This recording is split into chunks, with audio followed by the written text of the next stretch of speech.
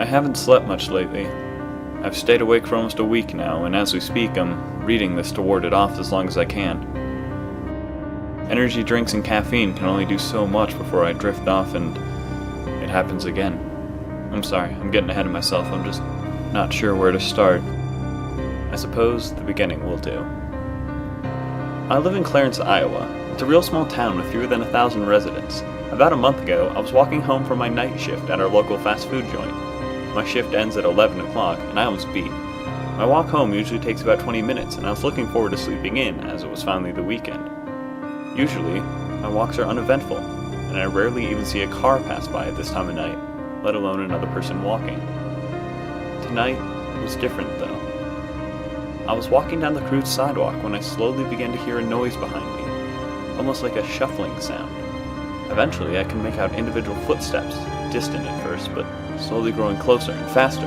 Soon I was sure that someone was following me. The light from the streetlights eventually cast their shadow in front of me so that I could make out a form. It looked wrong. The way it seemed to walk made me feel a chill run down my spine. I eventually had to turn around to prove to myself that I was overreacting. Not more than a few feet away, I could see a woman in tattered white scrubs. She was an average height, but she was frighteningly frail and skinny, with a bloody surgeon's mask covering her mouth and nose. Her gray hair was thin and wispy, and she wore no shoes or socks. Her spine seemed to be misshapen and bent as she half walked, half crawled towards me in a way that looked as if she had impacted pavement after being thrown from a building.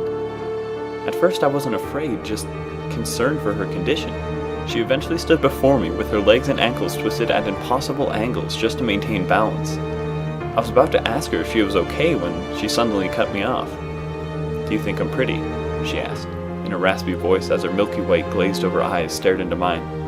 The question caught me off guard. Are you alright?" I said. "You look like you need a hospital." "Do you think I'm pretty?" she again asked, more urgently this time. Listen, you look like you could really use some help." She cut me off again, this time by placing her hand on the exposed skin of my arm. I felt my blood run cold and an instant wave of queasiness took over. She leaned in closer and repeated her question. The sensation her touch gave me was that of utmost despair and sorrow, a feeling of complete hopelessness that I somehow knew I would never be able to shake. Wanting more than anything to free myself from her grasp, yet somehow unable to move, I stuttered, I think so, yes." At this, she released my arm and her face turned upwards as if she was smiling. Then she reached up and removed the mask. I wish I hadn't looked. Her smile was a twisted and grotesque mess of torn flesh with many more teeth than would allow for any human to actually close their mouth. I took a step back in shock, and her blank eyes followed me. "Do you really think so?" she said, through that horrid gaping mouth. "Yes, of course," I managed to choke out as I began to back up. "You can have this," she stated as she slowly placed the mask in my hands. Then, I was home. I didn't understand how I got there, or if any of what I had just witnessed had actually happened.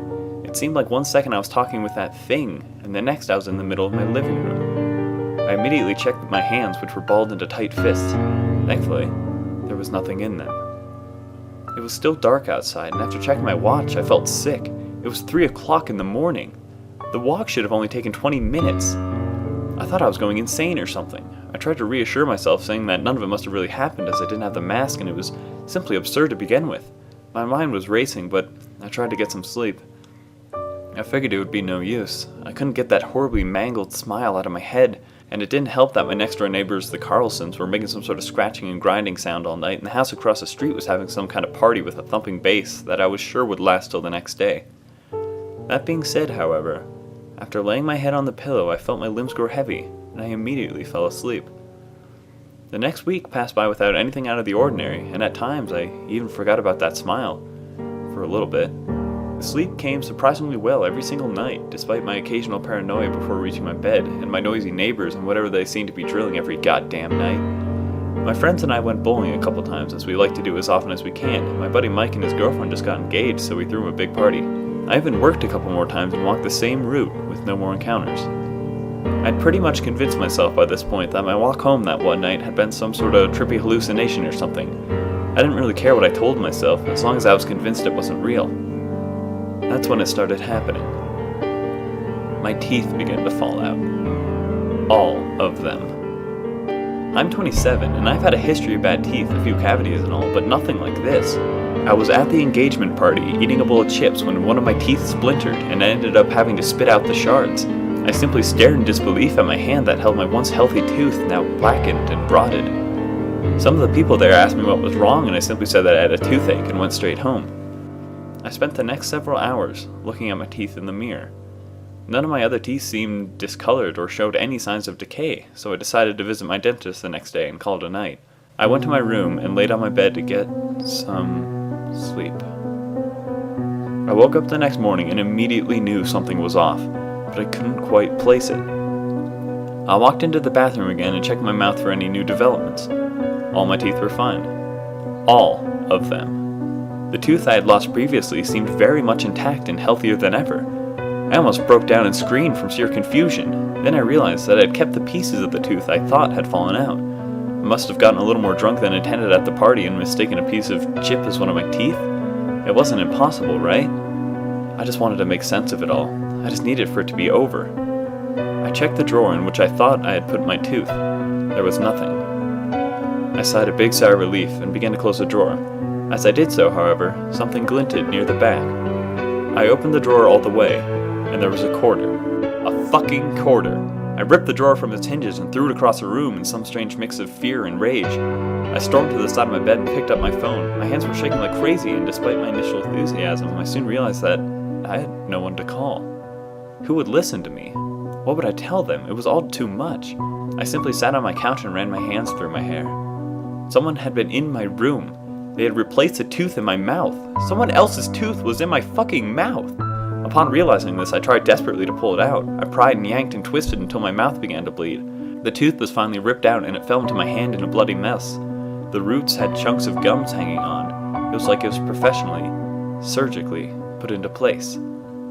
Then, another tooth fell out. It was rotted and mangled. In fact, after looking in the mirror, all of my teeth were beginning to yellow and rot. All except for the one that wasn't mine. That one was white as snow.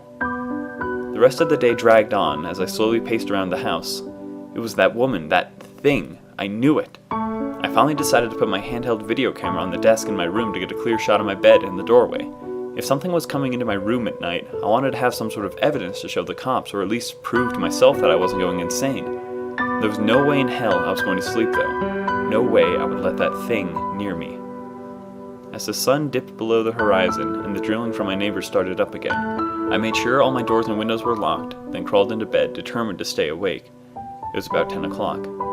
I lay my head on the pillow, watching the doorway. The sound of the night surrounded me as my clock ticked, ever so slowly. Before long, my eyes began to slip shut. I shot up in my bed when I realized what was happening, but no matter how hard I tried, my mind kept slipping in and out of consciousness. I couldn't stay awake. I had to dig my nails into my arm just to stay alert enough to keep upright. I strained and struggled and began to draw blood in panic, but I kept drifting off. Finally, I fell back onto my pillow and couldn't even open my eyes no matter how hard I strained. It was like all my muscles were paralyzed. That's when I realized that the drilling from next door had stopped. It hadn't been going for quite some time now. It was dead quiet. I was barely holding on to consciousness when I heard the front door open. This startled me beyond belief and gave me enough energy to open my eyes, but only for a second. I still couldn't move my limbs, and as my eyes slipped closed for the last time before deep sleep finally took over, I could hear feet shuffling, and I could imagine that thing scampering through my house towards my room. I heard it reach the side of my bed as its ankles and legs popped and bent in unnatural ways. I could feel its blank eyes on me, and I knew that it was smiling. Pretty was the last thing I heard before I was out. I bolted upright at about 9 o'clock the next morning. I ran around my house like a maniac, looking in every room and under every goddamn piece of furniture to make sure that thing was gone. There was no sign of it. No sign that it had ever been there at all. The front door was locked, just like how I had left it. My mouth hurt like all hell, and I ran to the bathroom to see if I had lost any more teeth. It was far worse than I could have imagined. In the place of the tooth I had ripped out sat 3 new teeth, and it was the same for the one that rotted and fell out. All the new teeth were overlapping to fit in my mouth, and they had crowded out the rest of my teeth, making them interlace and protrude out at strange angles.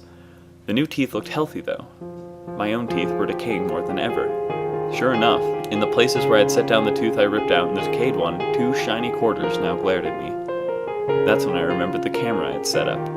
I went into my room and sure enough, it was still there, though the recording light was off. It must have run out of tape, I thought. I wanted something to show people, but I realized that I really didn't want to watch it. Hearing it move was horrifying enough, and I didn't want to watch it enter my room and stare at me as I slept. I decided to tough it out, however. I needed evidence. I picked up the camera and it was already set to play mode. I smacked myself in the face. How could I have been so stupid? It hadn't been recording that whole time? I actually felt quite relieved, but wait, no. I clearly remembered pressing record, and I remembered how the red light was just barely visible in the dark of my room. It must have been recording. I pressed play. The tape started up from the beginning.